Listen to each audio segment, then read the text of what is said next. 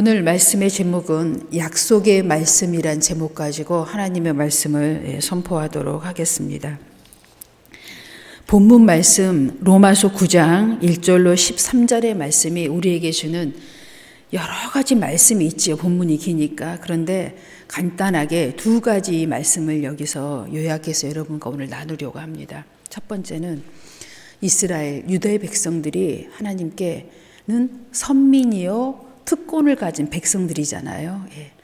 그러나 그들이 그 특권을 잘 사용하지 못하여 하나님께 버림을 받을 수도 있고, 잘하면 하나님의 그 특권을 바탕으로 하여 하나님의 영광에 이룰 수 있다는 말씀이고, 또 한 가지는 저희는 이방인이잖아요. 우리들은 이방인으로서 하나님께 큰 은혜를 입고 예수 그리스도의 은혜로 말미암아 하나님 앞에 나온 자들이죠. 그런데 저희들이 먼저 나온 자들이 특권을 가졌지요. 목사의 직분으로 하나님께 은혜를 입었고, 또 많은 직분자로서 먼저 하나님께 은혜를 입었습니다. 그러나 그 은혜를 은혜로만 여기고 자만심으로 여긴다면 화가 있을 것이며, 오히려 반대로 섬기는 자로서 하나님의 나라를 섬긴다면 복된 자가 될 것이다 라는 말씀입니다. 오늘 말씀의 이 내용이.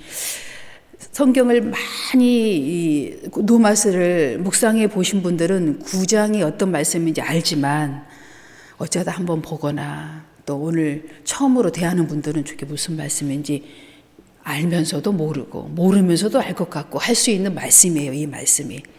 그래서 1절부터 제가 4절 초반까지 한번 읽어보겠습니다. 내가 그리스도 안에서 참말을 하고 거짓말을 아니하노라.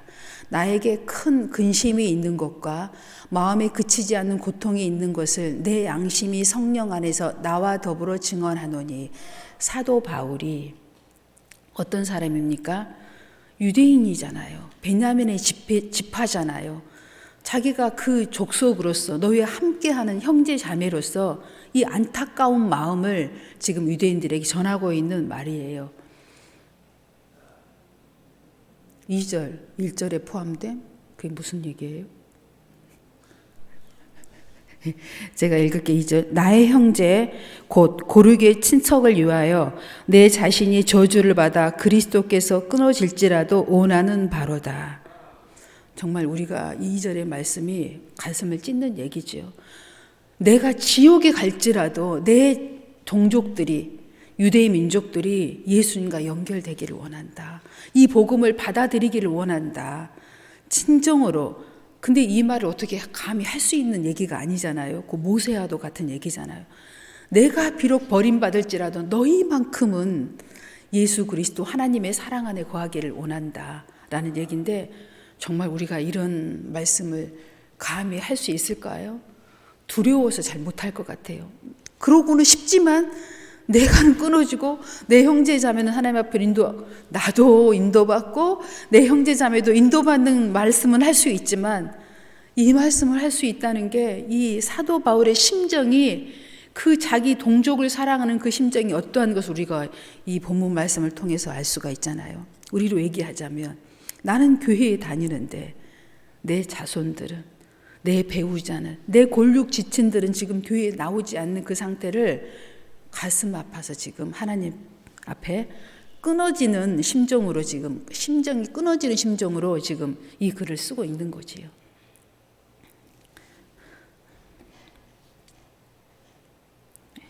(4절) 그들은 이스라엘 사람이라. 예, 맞습니다, 여러분. 바로 1절부터 3절까지 이 말씀이 무슨 얘기냐면 이스라엘을 향한 바울의 신앙 고백이라는 것입니다. 이처럼 이 9장의 말씀은 정말 바울이 자기 동족을 사랑하고 또 이방의 사도로 부름을 받은 그 입장에 서서, 지금을 공의로운 입장에 서서 말씀을 선포하고 있는 것입니다. 정말 이런 말씀을 선포할 수 있는 사람이 별로 없지요. 제가 얘기한 것처럼 구약의 모세가 그랬던 것처럼 신약의 사도 바울이 이런 말씀을 우리에게 지금 선포해 주고 있는 것입니다. 그들에게는 양자됨과 영광과 언약들과 율법을 세우신 것과 예배와 약속들이 있고 이스라엘 향한 축복의 말씀입니다. 그들에게 온갖 하나님의 언약과 약속의 말씀들이 지금 다 유효하다는 말씀입니다. 조상들도 그들의 것이요 육신으로 하면 그리스도가 그들에게서 나셨으니 그는 만물 위에 계셔서 세세의 찬양을 받으실 하나님이시라. 아멘. 이 이스라엘, 이 유대 민족이 어떠한 민족이냐 하면 그리스도를 낳게 하신 민족이라는 거예요. 정말 특별하지요. 정말 부럽기도 하네요. 그들이 그러한 특별한 사랑받은 특권을 가진 그런 너희들이라는 얘기죠. 그런 너희들이 하나님의 영광에 이르기를 원한다는 심정을 지금 얘기하고 있습니다. 그러나 하나님의 말씀이 폐하여진 것 같지 않도다. 이스라엘에서 난 자들이 그들이 다 이스라엘이 아니요 또한 아브라함의 씨가 다 그의 자녀가 아니라 오직 이삭으로부터 난 자라야 내 씨라 불리리라 하셨으니 곧 육신의 자녀가 하나님의 자녀가 아니요 오직 약속의 자녀가 씨로 여기심을 받느니라. 약속의 말씀은 이것이니 명년 이때에 내가 이르리니 사라에게 아들이 있으리라 하심이라. 그뿐 여기까지 9절까지. 이게 무슨 말씀이에요? 약속의 말씀을 가진 자만이 하나님의 뜻을 성취할 수 있다는 말씀입니다. 자녀가 많지만, 백성이 많지만, 동족이 많지만, 고륙지친들이 많지만, 내 자녀가 비록 많지만 약속의 자녀가 따로 있다는 말씀이죠. 그래서 우리는 이 약속의 자녀를 향하여 복음을 선포해야 합니다. 이 선포한다는 것이 정말 중요합니다. 제가요, 뒤꿈치가 갈라지는 무좀이 있어요. 그게 또 무좀이라고 하더라고요. 그것도 무좀이 있는데 이제 뭐 나이가 들면 다 발바닥이 건조해지니까 생기는 이제 현상 중에 하나인데 좀 그게 심해요. 한쪽이 이렇게 많이 깊이 파여 있어요. 근데 겨울만 되면 더 심하잖아요. 여름에는 또 괜찮은데. 근데 좀 심하니까 그걸 아는 어떤 분이 저한테 크림 하나를 선물했어요. 고운발이라고 노란색 깡통에 든 크림이 있어요.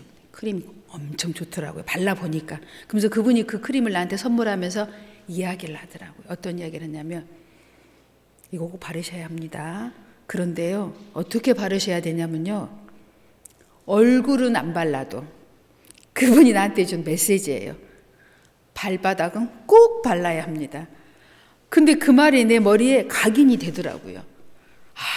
얼굴은 안 발라도 발바닥은 발라야 되겠다. 근데 얼굴을 어떻게 안 바릅니까? 얼굴도 스킨 로션 발라야죠. 아니면 막 따갑잖아요. 예. 그런데 그분이 그런 메시지를 나한테 딱 줬기 때문에 제가 스킨을 바르려다가 발바닥을 그걸로 그 고운발이라는 노란 깡통에 든 그 크림을 먼저 발랐어요. 왜냐면 잊어버리니까. 그걸 바르고 얼굴에 스킨 로션을 발랐어요. 그리고 이제 계속 그걸 반복했더니 발꿈치가 엄청 좋아진 거예요. 막 좋아져가지고 이제 거의 막 나을 지경에 90% 정도까지 이제 나았어요. 그러니까 이제 그때부터 어떻게 돼요? 사람이 안 바른 거야 또. 이제 살만하니까 안 아프지요. 발가락도 이제 이뻐졌지요. 부드러워졌지요. 정말 그 크림 엄청 좋더라고요. 10,000원도 안 합니다. 그래가지고 제가 이제 안 바른 거예요. 벌써 한 2, 3주를 또 안 바른 거예요. 벌써 그렇게 얼굴은 안 발라도 그걸 발라야 되는데 얼굴만 바르고 이거 뒤꿈치를 안 바른 거예요. 그러니까 이 말씀을 들은 지가 벌써 2, 3주가 지나고 나니까 그분이 한 말씀이 잊어버린 거야. 그래가지고 이제 발꿈치가 또 딱딱해지기 시작한 거예요. 끝이 딱딱해진 걸 보고 제가 이러면 안 되지. 그리고 다시 이제 그걸 생각하고 다시 이제 뒤꿈치를 이제 바른 거예요. 바르면서 제가 무슨 생각을 했냐면 바로 이게 말씀이야. 말씀을 계속 듣지 않으면 까먹고 지금 당장 급한 것만 우리가 또 막 서둘러서 하게 되잖아요. 그래서 내가 말씀을 묵상해야 되고 들어야 되고 또 선포해야 되고 하는 것이 우리 인생이구나. 이렇게 막 피가 날기 정도까지 될 때는 아쉬워가지고 막 열심히 바르더니 이제 나흘 만쯤 하니까 내 발을 무시하기 시작한 거죠. 이제 넌 됐어 이만하면 이제 더 급한 것부터 이제 하고 얼굴은 맨날 내 보이니까 스킨 로션 발라야 되잖아요. 얼굴이 찢어질 때까지 있는 사람 거의 없잖아요. 예. 그러니까 제가 이제 그걸 보고 나서 정말 우리는 일주일이 아니라 2, 3일에 한 번씩 최소한 복음을 전해야 되겠구나. 믿지 않는 내 가족, 친지, 내 주위의 이웃들에게 2, 3일에 한 번 정도는 이걸 이렇게 터치를 해줘야 되지 않을까. 뭐 피가 꼭 나야 바르는 것이 우리 인생인 것처럼, 끊임없이 우리는 복음을 전해야 한다는 말씀을 정말 드리고 싶어요. 오늘 바울도 그러한 심정으로 오늘 이렇게 이 메시지를 유대인에게와 또 복음 믿는 우리 이방인에게도 이 복음을 이렇게 써 내려간 것 같아요. 제가 엊그제도 한 몇 주 전에 목사님하고 이 사도 바울의 마지막 그 사역에 대해서 영화로 봤어요. 보면서 정말 감동을 많이 받고 2번을 봤어요. 목사님은 저를 보여주려고 봤는데 너무 좋아서 또 같이 본 거예요. 2번을 본 거죠. 근데 보는데 제가 딱 사도 바울의 사역을 보고 정말 느낌점을 하나를 또 딱 얘기를 하자면 그거예요. 예수님과 똑같구나.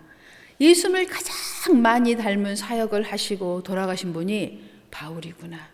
바울은 마지막 사역을 앞두고 로마 감옥에서 이제 순교 직전에 이 누가가 옆에서 이제 병이 있었잖아요. 예. 고치지 못하는 세상병, 예. 육신의 병 있었는데 누가가 옆에서 그를 돌보면서 감옥에서 대피를 하는 거예요. 바울이 얘기를 하며 그 감옥에서의 이야기가 영화로 나온 거죠. 오직 바울은요 그 마지막 감옥에 있을 때 순교할 것만 생각하지 다른 걸 생각을 아무것도 안 해요. 복음을 써 내려가는 것 한 가지하고 또 한 가지는 죽음만 생각하더라고요. 뭘 내가 어떻게 이 감옥에서 나갈까를 생각하는 게 아니라 오직 이 감옥 안에서 대필이 끝나면 이 복음서를 마지막으로 쓰면 나는 이제 죽을 거다. 그리스도의 뒤를 따라서 죽을 거다. 그게 자기의 사역의 마무리인 거예요. 그걸 보고 바울의 사역은 과히 예수님과 똑 닮은 사역이었구나. 우리는 어떻게 하면 살아볼까? 좀 더 살아볼까 할 때가 얼마나 많아요. 이것이 살 길이야. 어떻게 하면서 인간의 막 머리를 돌리잖아요. 바울이 그렇게 하지 않았더라고. 죽음의 길을 향하여 가는 거예요. 그 감옥 안에서.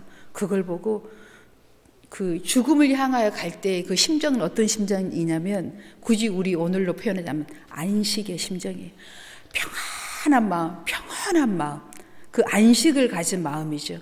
그러니까 죽음을 맞이할 때도 얼마나 평안한 가운데 바울은 그 순교가 목이 잘라서 이렇게 죽잖아요. 칼로 목을 자르잖아요. 저는 막연히 이렇게 상상을 했었는데 이제 영화를 보면서 통나무가 있는데 통나무 가운데가 가운데가 이렇게 쑥 파여 있더라고요.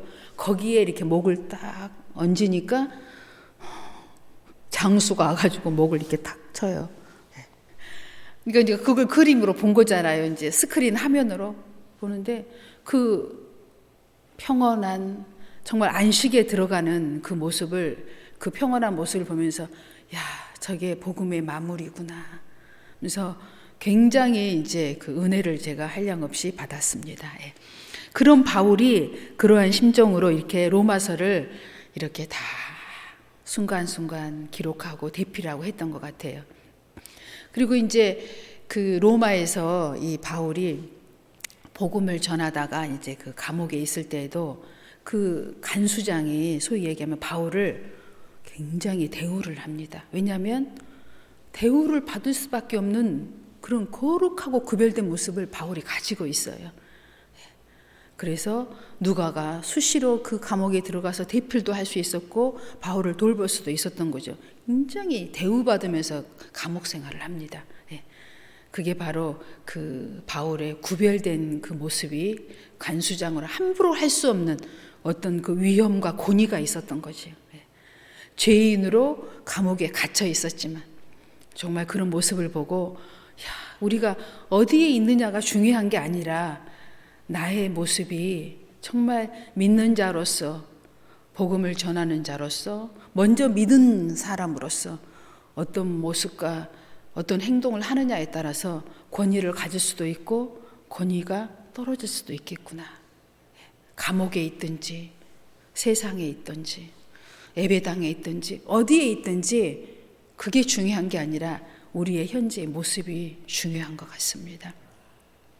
오늘 이 본문의 말씀처럼 그들은 장자요, 제사장의 나라요, 특권을 가진 선민들이라 할지라도 오늘 본문에 이렇게 말씀처럼 먼저 났다고 해서, 먼저 믿었다고 해서 하나님께 장자의 권세가 이어지지 않는다고 얘기해요. 약속의 씨, 약속의 말씀을 받은 자가, 이게 무슨 얘기예요? 오늘 믿음으로 이 말씀을 받은 자가, 약속의 말씀을 받은 자는 다 하나님의 영광에 이룰 수 있다는 말씀입니다. 우리가 이 말씀을 마음에 새긴다면 우리의 일생이 권위가 있고 안식이 있는 삶이 될 줄로 믿습니다. 그 다음 말씀 10절, 그뿐 아니라 또한 니부가가 우리 조상 이삭 한 사람으로 말미암아 임신하였는데 그 자식들이 아직 나지도 아니하고 무슨 선이나 악을 행하지 아니한 때 택하심을 따라 되는 하나님의 뜻이 행위로 말미암지 않고 오직 부르시는 이로 말미암아 서게 하려 하사 니부가에게 이르시되 큰 자가 어린 자를 섬기리라 하셨나니 기록된 바 내가 야곱은 사랑하고 예서는 미워하였다 하심과 같으니라. 아멘. 이 말씀의 핵심은 큰 자가 어린 자를 섬기리라. 아멘. 이게 무슨 얘기예요? 큰 자가 되려면 섬기는 자가 되어야 한다는 말씀입니다. 우리 성경에 보면 우리가요, 구약에 보면 예서가 뭘 섬겼다는 얘기는 한 말씀도 없어요. 비록 야곱이 거짓으로 장자의 명분을 얻어 고난의 시절을 겪지만 그는 섬기는 것이 뭔지를 알고 있었던 사람입니다. 큰 자가 되고 싶거들랑 섬김을 받으려고 하거들랑 권위가 세우기를 원한다면 섬기는 자가 되어야 한다는 거예요. 섬기는 자가 될 때 하나님께서 권위를 주시고 또 큰 자가 되고 하나님께 영광에 이르는 길을 들어갈 수 있을 것을 오늘 9장에서 이렇게 말씀하고 있습니다. 오늘 하나님께서 우리들에게 그 다음 말씀 요한복음 12장 24절입니다. 내가 진실로 진실로 너희에게 이르노니 한 알의 밀이 땅에 떨어져 죽지 아니면 한 알 그대로 있고 죽으면 많은 열매를 맺느니라. 아멘. 말씀 그대로 얘기하면 예수님을 상징하고 있습니다.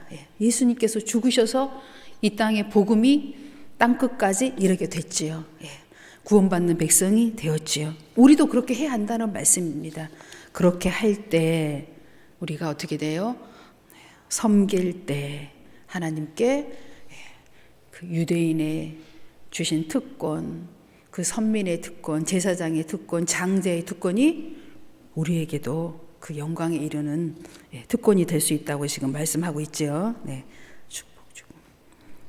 그 다음 말씀 로마서 10장 성경에 이르되 누구든지 그를 믿는 자는 부끄러움을 당하지 아니하리라 하니 12절 읽겠습니다. 또 유대인이나 헬라인이나 차별이 없음이라 한 분이신 주께서 모든 사람의 주가 되사 그를 부르는 모든 사람에게 부여하시도다. 13절 누구든지 주의 이름을 부르는 자는 구원을 받으리라. 아멘.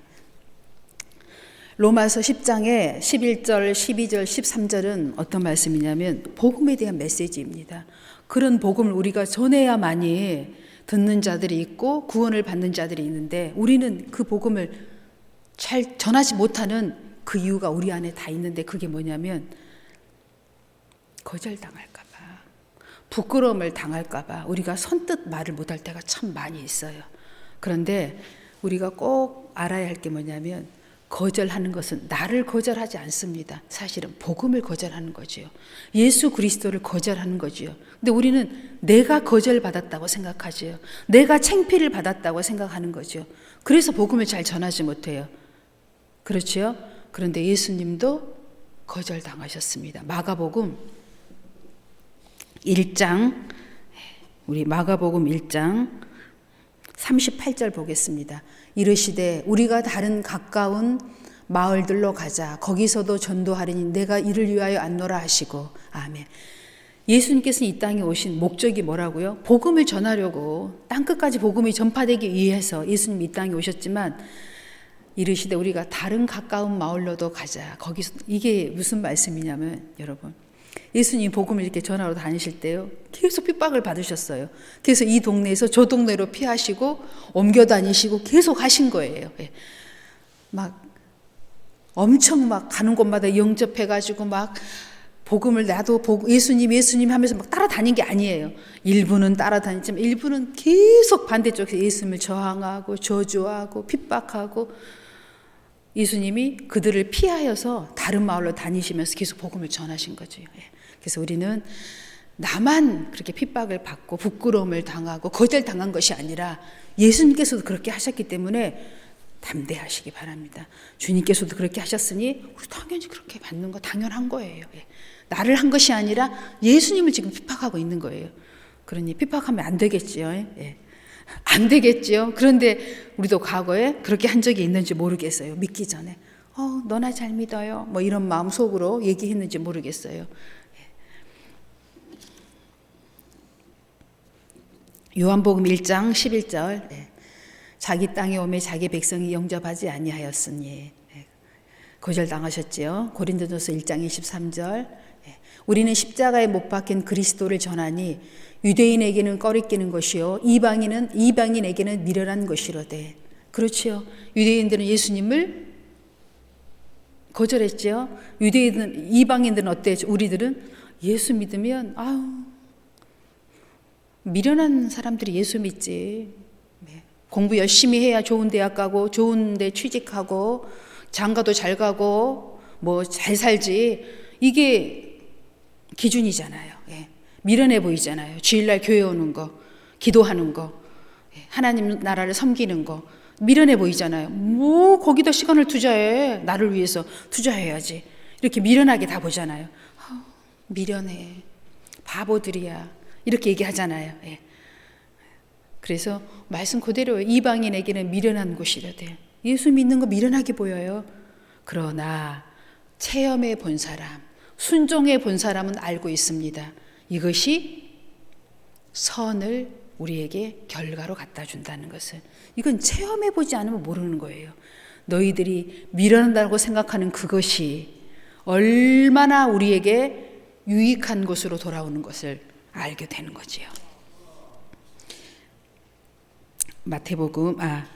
로마서 마지막 말씀입니다. 10장 21절입니다. 이스라엘에 대하여 이르되 순종하지 아니하고 거슬러 말하는 백성에게 내가 종일 내 손을 벌렸노라 하였느니라. 아멘. 정말 바울이 성령에 감동된 말씀을 오늘 10장 21절에 얘기하고 있습니다. 우리는 오늘 2024년 우리 새나라교회 프로젝트 말씀이 이사야 30장 18절에 19절 말씀인데 목사님이 맨 마지막 말씀만 이렇게 너무 세련되고 멋있는 말씀을 이렇게 해 놓으셨지만 첫 말씀도 너무 멋있어요. 우리가 예수님을 하나님을 기다리는 것 같지만 아니에요. 여호와께서 우리를 먼저 기다리고 계십니다. 그리고 우리가 다시 하나님을 기다리라 라고 또 하나님께서 말씀하고 계시는데 하나님의 말씀이 이렇게 정말 세련되고 멋있고 훌륭하고 권위가 있습니다. 여러분, 사랑한다는 말과 좋아한다는 말의 차이를 설명할 수 있어요? 이제 마지막 말씀이에요. 이 말씀이 마무리하려고 합니다. 눈을 이렇게 뜨시면 여러분이 사랑한다는 말이 더 좋은 말이고 좋아한다는 말은 한 단계 좀 낮은 사랑이 1단계면 좋아한다는 말은 2단계가 아닌가 정도로 우리가 그 정도로 이렇게 생각하고 있었잖아요. 그런데 물론 사랑이 더 1단계고 좋아한다는 것이 2단계죠. 그렇지만 그 좋아한다, 사랑한다는 말의 구분은 우리가 알면서 산다면 큰 유익이 되지 않을까 해서 여러분에게 말씀을 나누려고 합니다. 사랑은 끊을래야 끊을 수 없는 사랑, 그 관계를 사랑으로 표현합니다. 그게 뭐냐면 하나님과 우리 사이 끊을 수 있어요? 없어요? 끊을 수 없잖아요. 그래서 뭐라고 표현하냐면 희생이라고 얘기합니다. 사랑은 희생할 수 있어요. 여러분의 자녀를 위해서 여러분 죽을 수 있어요, 없어요? 죽을 수 있잖아요. 내 자식이 지금 뭐 어때요? 뭐 간이 필요하다면 꺼내줄 수 있잖아요. 예를 들어서 뭐 죽을 수 있는 거죠. 한마디로 내가 죽고서라도 내 자녀를 살리고 싶잖아요. 이런 게 사랑이고 희생이잖아요. 그런데 좋아한다라는 얘기는 뭐냐면 끌림을 얘기해요. 오늘 이 말씀이 어떠세요? 그를 기다리는 자마다 복이 있도다. 이 말씀을 죽도록 사랑한다기보다는 어때 이 말씀이 끌리지 않으세요? 누군가가 끌리는 사람이 있잖아요. 여러분 주위에. 그게 좋아하는 거잖아요. 어떤 끌리는 일이 있잖아요. 그게 좋아하는 일이에요. 어때요? 멋있잖아요. 멋있는 사람을 보면 어때 우리가 끌리잖아요. 무슨 좋아하는 일 거기에 끌려가잖아요. 다니야 그렇지? 네가 좋아하는 것에 좋아하면 거기에 이렇게 끌리잖아. 사람도 그렇고 일도 그렇고. 이게 무슨 얘기냐면 이 좋아한다, 사랑한다는 엄청난 힘이 있다는 말씀을 드리려고 여러분에게 하는 것입니다. 제가 우리 센터에 서은이라는 초등학교 1학년 아이, 우리 오늘 교회는 나오지 못했네요. 부모님 교회를 다니지 않기 때문에 참 이런 점이 어려운 것 같아요. 이 아이가 어떤 아이 하나를 변화시키고 있어요, 지금. 아주 까칠한 남자아이예요. 근데 이 변화를 시키고 있는데 누구나 이 아이를 잘 변화를 못 시켜요. 부모도 안 되고 같이 사는 사람도 잘 안 돼요. 근데 이 아이가 변화를 시켰어요. 어떻게 변화시켜서 전번에 말씀을 드렸잖아요. 근데 그게 끝이 아니에요. 엊그제도 그 까칠한 아이가 늦게 들어왔어요, 센터를. 그러니까 저는 또 늘 하는 멘트로 일찍 좀 오지, 조금만 일찍 왔으면 얼마나 좋을까, 조금만 일찍 와, 5분만 더 일찍 와, 뭐 이렇게 멘트를 날리죠. 어서 와라 이러면서. 근데 그 아이한테 우리가 그랬어요. 그러니까 이제 머리를 막 이렇게 하면서 들어왔어요. 그런데 이제 우리가 서은이한테 그랬어요. 서은아, 너 저래도 저 오빠가 멋있고 잘생겨 보이냐? 그렇게 이제 누군가 이렇게 물어봤던 거야, 옆에서. 그러니까 서은이가요, 씩 웃으면서 그렇게 얘기했어요. 지금 그렇게 변화되고 있는 가정이 지금 벌써 1년이 다 돼가고 있잖아요. 몇 개월이. 지금도 저 오빠는 여전히 멋있고 잘생겼대요. 그러니까 그 까칠한 오빠가 어쩐 줄 아세요? 그의 앞에서는 얼마나 부드럽고 이렇게 웃으면서 이런 표정을 지으면서 화도 안 내지요. 까칠하지도 않지요. 함부로 하질 않아요. 저는 또 그 모습을 보면서 변함없는 그 끌리는 마음이, 그 좋아하는 마음이잖아요. 저 끌리는 마음은 변함이 없구나. 저 오빠의 멋있는 모습, 까칠한 그 모습, 저 잘생긴 모습이 끊임없이 그걸 향해서 그걸 이렇게 지금 표현하고 있잖아요. 그러니까 그 오빠는 이 서은이에게는 늘 유연하게 대처를 하더라고. 여러 사람들도 그 덕을 막 보고 있지요. 까칠하지가 않으니까. 저는 이제 그걸 보고서 저게 좋아하면 저렇게 되는 거. 좋아하니까 지금 끌리니까 그렇게 하잖아요. 그러니까 좋아만 해도 사람을 변화시켜. 사랑까지, 희생까지 안 해도 좋아만 해도 사람을 변화시킨다는 얘기예요. 여러분, 지금 이 서은이가 지금 간단한 이야기가 아니에요, 여러분. 그 관계를 할 줄 아는 거잖아요. 이 애는 나중에 이렇게만 성장한다면 어떻게 해요? 전도도 잘하고 모든 관계를 원활하게 할 수 있는 힘을 가진 거잖아요. 그렇지요? 지금 우리가 전도가 안 되는 게 관계가 안 돼서 그러잖아요. 어떻게 해야 될지 모르잖아요. 얘들 딱 보면 너 공부했어? 선생님 말씀 잘 들었어? 학교 갔다 오면 보통 부모님들이 이렇게 얘기한단 말이에요. 서은이 같으면 이렇게 얘기하겠어요? 그렇게 얘기 안 하셔요. 오늘 여러분이 이걸 생각해 보시라는 거예요.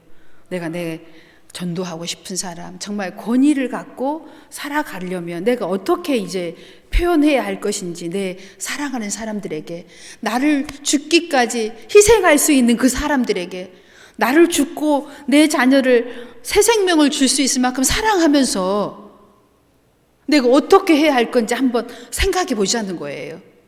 서은이를 생각하시고 제 발꿈치를 생각해 보세요. 제 발꿈치에게 그 깡통 하나를 주시면서 했던 이야기. 얼굴은 안 발라도 발꿈치는 발라야 됩니다. 그 말이 머리에 박히도록 해주셔서 발꿈치가 지금 엄청 좋아졌어요.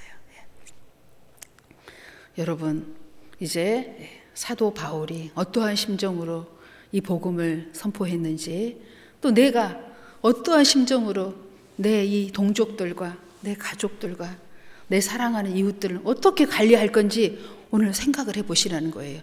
지금 복음 예수 믿어 천국가 이게 지금 다가 아니에요. 이건 그 다음에 관계가 된 다음에 얘기해야 돼요. 서은이처럼 불신 지옥 안 돼요. 이거 지금 그거 70년도에 60년도에 했던 이야기예요. 사탕 하나 주면 교회 오는 그런 시절 아니에요. 지금 이렇게 복음 전도하면 안 됩니다. 예수 믿고 천국 갑시다 이러면 안 돼요. 관계가 먼저입니다. 우리 진짜 이제는 이 시대에 만든 위로와 정말 사랑의 그 끌림의 말을 어떻게 해야지 관계가 회복될 수 있고, 회복되면 어떻게 돼요? 우리가 하나님의 영광에 이렇게 되는 거잖아요. 네, 오늘 말씀 백성에게 내가 종일 내 손을 벌렸노라 하였느니라 해. 하나님 이 말씀 지금도 유효하고 앞으로도 계속 유효합니다. 그동안에 우리가 허물과 실수가 있었다 할지라도 하나님 앞에 믿음으로 고백하시고 이제는 끌림을 줄 수 있는 전도자로서의 자리로 올라간다면 까칠한 누군가가 유연한 사람으로 변화되게 될 줄로 믿습니다. 아멘. 기도하겠습니다. 하나님 아버지 감사드립니다.